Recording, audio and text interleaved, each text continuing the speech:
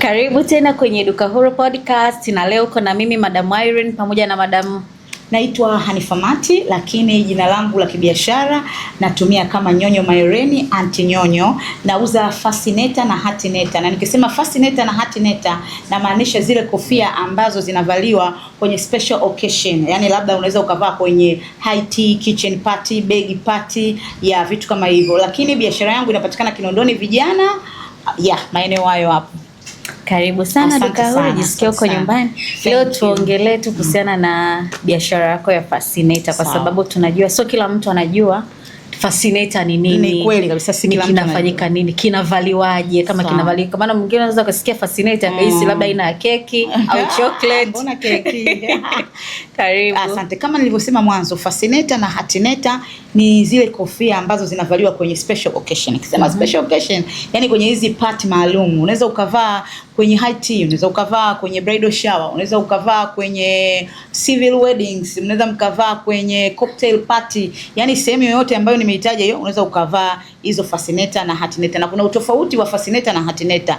Fascinator ni zile ambazo zinavaliwa kwa kutumia headband. Unachomeka ile headband unavaa kwa upande, lakini hatineta ni ile ambayo unadumbukiza unavaa full kichwa, ndio hiyo hatineta. Na zenyewe kwenye jinsi ya kuzivaa zina nguo zake maalum au labda nimepiga zangu suti, nimepigilia suti naweka na hatineta, si fascinator.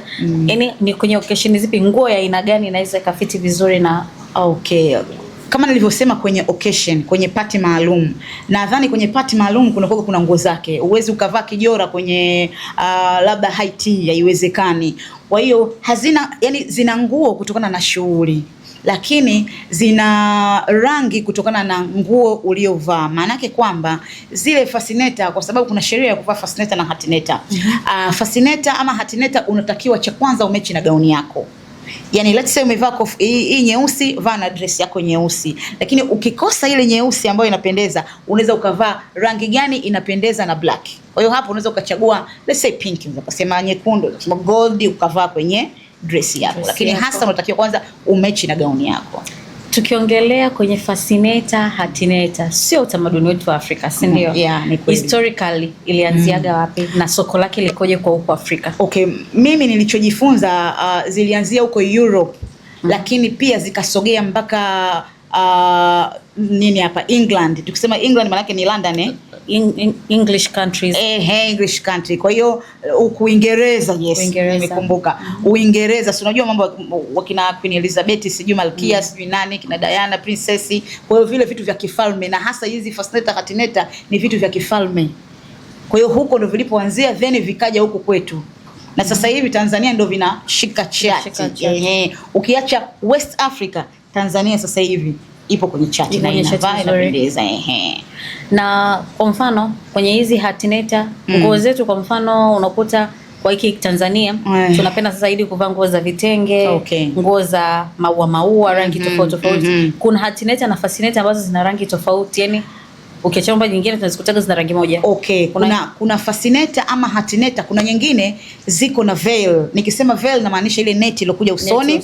Unaweza kukuta fascinator ina veil ama hatineta ina veil, ama unaweza kukuta fascinator iko na floral, inaikwa maua unakuta labda anashika hivi vipepeo. Ama nyingine unaweza ukakuta ina feathers. Nikisema feathers na maanisha manyoya, limesimama nyoya namna hii. Kwa hiyo kuna design tofauti ya fascinator na hatineta na mapendekezo ya mtu. Unajua kila mtu na mapendekezo yake. Mimi nataka yenye feathers, mimi nataka yenye neti, mimi nataka sijui yenye nyoya hivyo. Kwa hiyo hivyo. Lakini kwenye mavazi fascinator unavaa na nguo yoyote.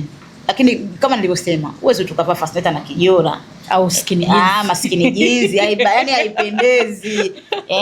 Kitenge unavaa na fascinator. Kitenge unavaa na hatineta. Yes, kwa sababu suti unavaa na kuna design. Unajua kuna suti, then kuna design yake ya fascinator ambayo unavalia. Uweze ukavaa suti na li fascinator limekuanguka hivi neti, ama limenyoya limesimama hivi, labda kama ni celebrity ndio utaonekana waje. Pia suti haitakiwi uvaliwe hivi, ina kifascinator chake kidogo. Na kama kiwaje na neti inakuja labda ni neti fupi. Na neti fupi, lakini hasa suti hainaga fascinator yenye neti, inakuwa iko tu simple. Wenyewe wanasema inaitwa pillbox fascinator. Pillbox fascinator ndio unaweza ukavaa na suti. Tukiongelea kwenye huu ulimwengu wa modeling, fascinating, kwa sasa hivi ulishai kufanyaga biashara nyingine yoyote ukiachana na mambo ya fascinators? Cha kwanza mimi wakati naanza biashara nilikuwa nauza mkononi. Nilikuwa nauza kila kitu. Mimi chochote kizuri kinachomhusu mwanamke nauza. Hata chupa chai. Narudia, chochote kizuri kinachomhusu mwanamke kwenye urembo sasa. Urembo. Kwa sababu mimi mwenyewe automatic napenda urembo. Napenda sana urembo. Kwa hiyo chochote kile ambacho naona hichi mdada, mama anaweza akavaa, akaingia sehemu akabaluza, akapendeza, mimi napita nacho, nauza. Lakini hasa mimi nilianza kuuza nguo. Kabla kuuza fascinator nimeshauza nguo. Nimeuza nguo. Nguo za aina gani? Nguo yani sana nguo za kina dada wasichana. Age fulani za mitoko, za makazini, ndio nilikuwa nauza vitu kama hivi. Okay. Na kitu gani ambacho kilikupa subsukuma nitoke kwenye biashara ya nguo nifanye fascinator? Unajua biashara ya nguo inataka kwanza subra kwa sababu nguo zinakwenda na trend, zinapita na wakati. Na sometimes unaweza kuwa na mzigo mzuri tu lakini automatic tu una stuck. Uelewi. Mbona mimi nina kila kitu kizuri? Mbona haviendi? Kwa hiyo kuna kipindi mimi nilifeli. Unajua kwenye maisha haya unakuwa unafeli. Nilifeli, biashara ziligoma, nilikuwa nauza nguo. Lakini kuna siku tu niliamka nikaposti kitu. Mimi natumia sana mitandao. Nikachukua kipochi kidogo dogo, nikachukua na viereni, nikafanya kama kumatch. Na ile nakumbuka ilikuwa pearls nyekundu na kikofia chekundu kiwa kina pearls. Nikaposti, nikafanya sponsored ad. Nikaipeleka. Ule mwitikio wake mimi nikasema mimi nguo bye bye. From there nikaanza sasa taratibu kustopisha nguo, sileti nguo, nikawa naleta hivyo vitu. Nikawa hata muonekano wa dukani kwangu nikaanza kubadilisha, nikatengeneza kabati, nikaanza kuweka vipochi, vifascinator viwili vitatu hivyo. Kwa hiyo hapo mimi ndo nilipoanzia, nikaachana na nguo nikahamia mazima kwenye fascinator. Na hatnet. Na mwitikio wake kwenye soko la Tanzania uko vizuri? Alhamdulillah bila lamina, naweza nikasema hivyo. Mwitikio wake si haba, watu ndio wanaanza kuvijua vitu. Unajua kila kitu kipe muda unajua unaweza ukaenda sehemu ukamkuta mtu kavaa kitu ukapenda, ukasema na mimi next shughuli nitavaa.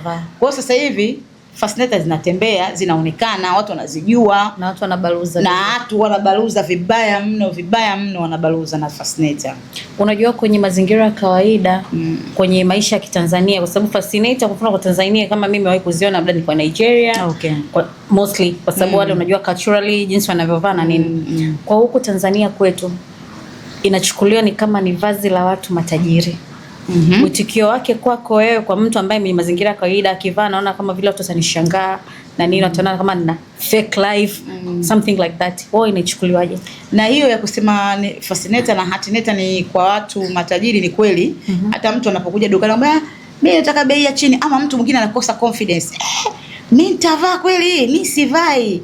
Lakini the way naongea nao, najitahidi kuwaeleza na sometimes nachukua paka picha naonesha kwamba angalia huyu kavaa wa hali ya chini kabisa, kapendeza, kaenda kwenye shughuli ya kawaida, kwa sababu kitchen party ni shughuli ya kawaida. Mtu kwenye kitchen party, so lazima mtu awe na shughuli amelikwa na wabunge huko. Kwa hiyo sio lazima fascinator uvae kwenye high tea ama zile wanasema mbio za farasi, horse race sijui, unaweza ukavaa. Kuna wengine mimi niliwauzia fascinator walikuwa wanafanya nyama choma, ilikuwa ya mwaka mpya. Wakasema Antinyonyo tutafutie fascinator nzuri, nataka kuandaa kitu cha nyama choma nyumbani kwangu, nataka niwaalike watu, then nataka kila mgeni anayekuja avae fascinator. Kwa hiyo ni kitu cha kawaida, wala sio kitu cha kitajiri. Kwa mfano sasa hivi tunaona kuna watu tofauti. Mfano unavyoenda kwenye event ya mtu, kadi anaweza kukuletea chochote. Kuna moja ilikujaga ilikuwa ni kitchen party, kadi yake ilikuja hadi na vichujio vya chai. Sawa. Yaani kadi lakini ndani yake ina package. Hii fascinator inaweza kachukuliwa mtu labda ukuta labda harusi yangu ina rangi nyekundu, nikaamua kwenye ile kadi ni combine na fascinator nyekundu, like mtu akija au ameivaa. Hiyo inawezekana? Hiyo inawezekana. Unajua pia ni idea nzuri, ubunifu. Kila mtu shughuli yake anatamani aifanyie kitu ionekane nzuri. Hiyo unaweza ukafanya tena kitakuwa kitu kipya. Lakini wanachofanya siku hizi hawampi mtu kama kifungashio kwamba eti uje umevaa. Kwenye kadi unaambiwa fascinator ni lazima uvae ya rangi fulani. Inaweza ikawa isiwe ya rangi fulani. Zingatia fascinator. Zingatia fascinator. Zingatia fascinator. Kwa mfano, Unatoa mfano wangu kwa kipaumbele kabisa. Juzi kulikuwa kuna siku ya wanawake, TRA waliandaa TRA party ya wanawake duniani. Na kila mtu aliambiwa avae fascinator.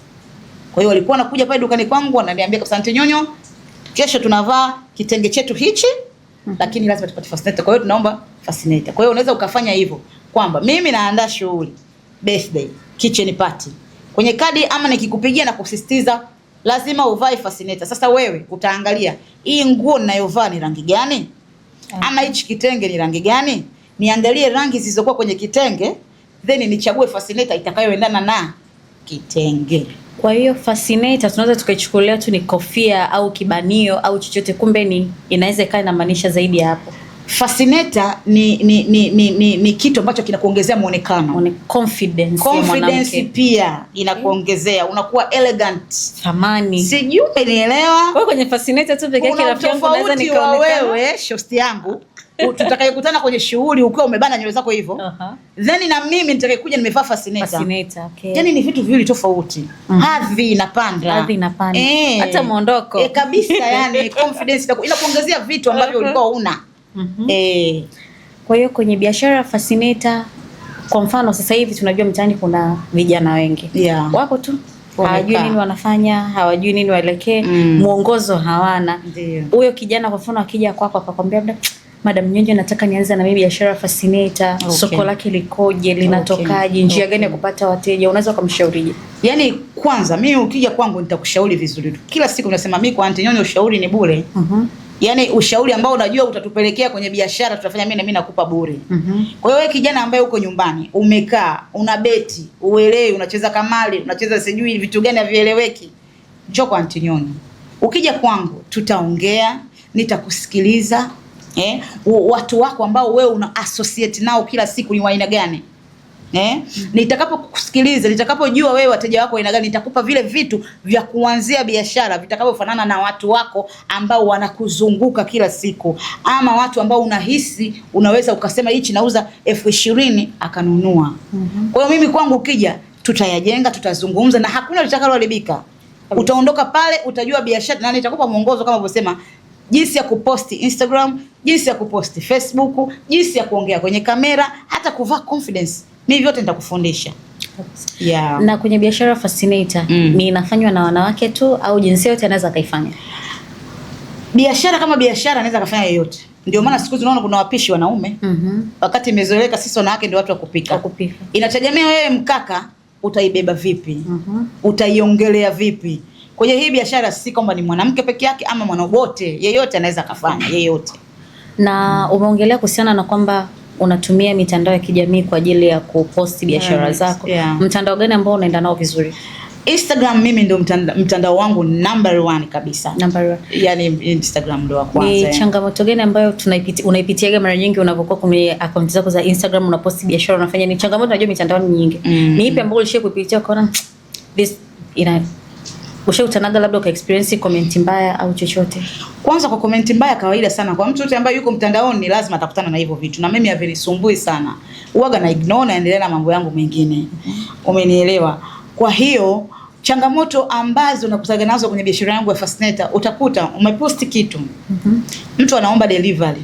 Kwanza mwingine hataki hata, kwa sababu mimi napenda mtu akinunua kitu nimsikilize, nimshauri, tuongee, then ndio kitu kiende. Mwingine tu nimependa hiyo kofia hapo naiomba. Unampelekea, unafanya delivery, anafika huko anakuambia, ama siku hiyo atanyamaza. Kesho yake, Aunty Nyonyo, hata kesho kutwa, mimi kofia nimeiona haijaendana na nguo, ama nimevaa nimeiona nimejaribu haijanipendeza, kwa hiyo nataka nibadilishe. Kashaka na siku 2. Unamfanya mtu kama wewe. Sasa mtu kama wewe sasa utakapomwambia hapana haiwezekani, ndio anaenda kutengeneza hizo comment huko mbaya, anaenda kusema vibaya kwa customer care. Haona customer care nzuri, matapeli. Sasa wewe kitu shaka nacho siku 2 siku 3. Kwa nini unakuja kusema siku ya 4 ama siku ya ngapi? Ambapo which is not good. Si sawa. Kwa sababu fascinator kama nilivyosema inabidi iendane na nguo. Yes, iendane na nguo. Wewe mpaka unaagiza fascinator rangi fulani, ulikoje angalia nguo. Maana yake najua unajua. Na hata kama unajua kuna ile hali ya kwamba mteja unapiga simu, nimependa kitu fulani. unajua sasa vinakuwa na rangi nyingi. Sidhani kama kuna fascinator na rangi moja. Kuna inakuwa na rangi tofauti, nyekundu. Unakuwa uulize kwamba ninavaa nguo ya aina fulani au nichukue tu. Kuna ile kuomba ushauri. Unakuta muda mwingine mtu which is not good. Kwa hiyo ni kwa ushauri moja kwa moja kwa wateja wapunguze hiyo, si ndio? Kama unaona kitu hujui, uliza kwanza, piga simu. Mimi simu yangu ukipiga tu mimi ninayo mkononi, sekunde tu nishapokea, sichukuage muda kupokea simu yako. Kwa hiyo niulize, tuongee. Mimi nipo kwa ajili yako, tuongee. Anti Nyonyo, unavaa nguo ya blue, itaendana na nini? Ama nimechagua fascinator hiyo, unaionaje kutokana na nguo naenda kuvaa nyekundu? Mimi pale tutaongea, tutashauriana na biashara itaenda vizuri. Kuliko unachukua tu kitu wewe mwenyewe ujuzi hujui, then baadaye yanakuja kuwa matatizo. Hapana, hapo sio kweli shosti yangu, hapo sio kweli. Kwenye biashara yako tangu umeanza kuwa na experience na biashara, ni changamoto gani ambayo uliwahi kuipitia ukasema Mungu wangu, hapa sina namna nyingine, bila Mungu stoboi? Changamoto kubwa jamani, mimi niliwahi kupitia ni madeni. Madeni mama, madeni jamani, nyinyi. Nilipitia madeni, nilidaiwa. Walishakuletea Kigoma cha madeni? Kigoma hakikufika, lakini ilikuwa chupu nipostiwe kwenye. Unajua kuna kipindi nyuma watu walikopo wanafanya mitandao wanapotaka wao. Unaweza akaamka akakuposti tu, unaweza akaamka ukakuta akapostiwa mama yako. Yaani mtu kutoka kukichafua anatafuta sehemu ile ambayo anajua utaumia. Umeelewa? Kwa hiyo kuna kipindi nilipita, nilidaiwa, na sikudaiwa kwa sababu eti nilichukua hela nikaenda kuhonga, ama nilichukua hela nikaenda kula kadanse, ama nilichukua hela nikaenda kutafuta mavazi ya gharama. Hapana, unachukua hela unaenda kuweka dukani, unaingiza kwenye biashara.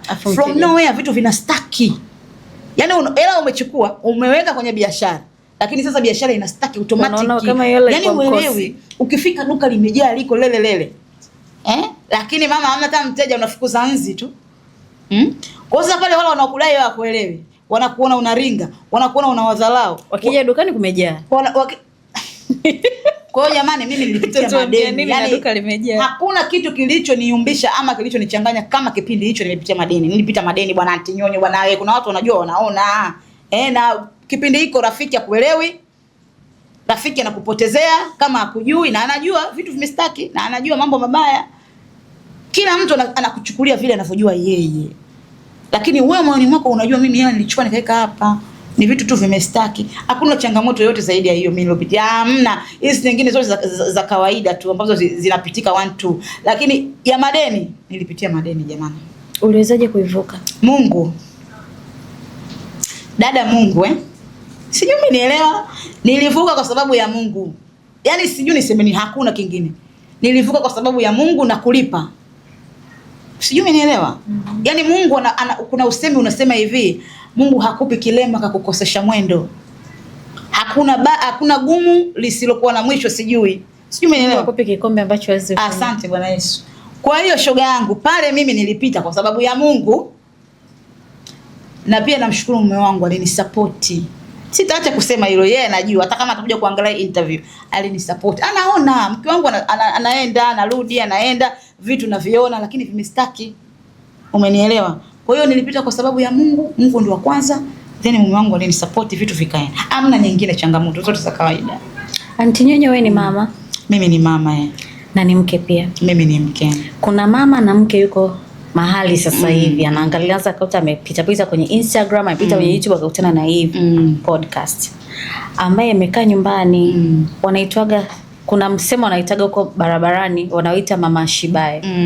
Unasubiri kila kitu, yani kisha kula umeshiba, wanasubiri kodi ya meza, baba atoke na kodi ya meza mezani. Huyu mwanamke unamshauri nini ambaye hajui ni nini afanye? Yani tukiitwa superwoman, na yeye anakuwa kwenye superwoman kwa sababu tu ameolewa, anatunza familia, amezaa, analea watoto nyumbani, ajishughulishi kwa chochote. Una neno kwa gani kwake? Hiyo kwanza ni mambo ya kizamani. Unajua sasa hivi wanawake tunaweza. Yaani wanawake sisi tunaweza kwa kila kitu. Tunaweza uongozi, tunaweza, tuna maokoto tunayo sisi. Yaani wanawake sasa hivi tunazo. Yes, tuna hela. Yaani katika nyanja tofauti wanawake tunaongoza. Sijui umenielewa? Sasa mimi siwezi kumuelewa mama ambaye amekaa tu nyumbani asijishughulisha. Mfano, unaweza ukasema ngoja niende kwa Anti Nyonyo. Uchukue hela zako za 30,000, 50,000, weka status. Uliko uko status kwanza kufumbiana mafumbo na wifi yako na mke mwenzio na mama mkwe na walimwengu. Weka hereni, unamwekea mtu status ya nini isokuwa na msingi? Tuko nje ya muda wanawake. Fanya biashara kupitia simu yako, status. Achana na mambo ya majungu. Yanakusaidia nini? Tafuta vijola. Watu siku hizi wanatoa vitu malikauli. Unachukua vitu malikauli, unaweka status, unafanya biashara. Biashara sio lazima uwe na frame. Kwa sababu hata mimi nilianzia online. Nilikuwa nauza vitu mkononi. Kwa hiyo hata mama wewe ulikuwa nyumbani. Sawa, hereni uwezi. Fascinator huwezi za Antinyonyo. Clutch huwezi. Tafuta scream. Kachori, nunua viazi vyako mbatata kilo moja sijui kiasi gani unapata kachori kibao wauzia watoto wa shule. Kuliko umekaa tena wanawake kama hao wanapokopa na matunzano mama. Wanatunzana sana. Vibaya mno. Kwa hiyo mama ulikuwa nyumbani hufanyi chochote. Hapana bwana. Nyanyuka, fanya jambo, uza vitu, weka status. Achana na mambo ya status ya kumfumbia mtu mafumbo. Achana na mambo ya status ya kumwekea mtu eti aje aone umemwekea yeye. Isha vitu na wakati. Weka vitu vya biashara kwa afya yako, maisha yaende. Kabisa. Yeah. Fascinator zetu waga tunazitoa wapi? Yaani kwa mfano labda wewe Antinyonyo, mimi labda mzigo wangu nachukua Uturuki, nachukua wapi? Kwa wewe mzigo wetu mkubwa tunachukua. Fascinator mara nyingi zinakuwa zinatoka nchi mbalimbali. Kuna Italy zipo, Uingereza kama nilivyosema wenyewe ndio waanzilishi wa hayo mambo. Umeelewa? China, umeelewa Lakini mimi hasa ni China. Kwa sababu mimi najua wateja wangu. Unajua kwenye biashara lazima ujue wateja wako, bei za wateja wako zikoje. Uwezo ukata Fascinator 700,000, 800,000 unamuuzia nani? 300,000 unamuuzia nani? Ndio tunaongeza madeni dukani. Ndio tunaongeza madeni, turudi kule tulipokosekana kukumwa bawaziri kule, tunataka turudi kwenye madeni. Weka biashara inayofanana na wateja zako. Kabisa. Kwa hiyo mimi nimebase na wateja wangu. Mteja wako kitu anachotaka. Mteja wangu kitu anachotaka na bei naijua. Na kwa mfano mimi kijana nataka nianze biashara au mimi ndio huyo mama wa nyumbani. Nataka nianze biashara. Okay, naenda kwa Antinyonyo. Anipe mwongozo, anisaidie, kaniambia kwa kipindi hicho atatoa elimu bure. Ndio. Atanisaidia kwenye hilo. Niwe na mtaji kama shilingi ngapi naweza kuanza biashara? Kwenye swala la amount hapo ngoja kwanza niliweke pending kwa sababu kila mtu na maisha yake aliyokuwa nayo. Alafu mimi kama nilivyosema mwanzo, ukija tutaongea nikujue, nijue watu wako wanaokuzunguka, nijue wateja zako ambao utaenda kuwauzia ni wakina nani. Then baada ya kujua hivyo vitu vyote, mimi nitajua nikwambie hapa sasa kutokana na haya tulioyaongea amount hii hapa itatosha.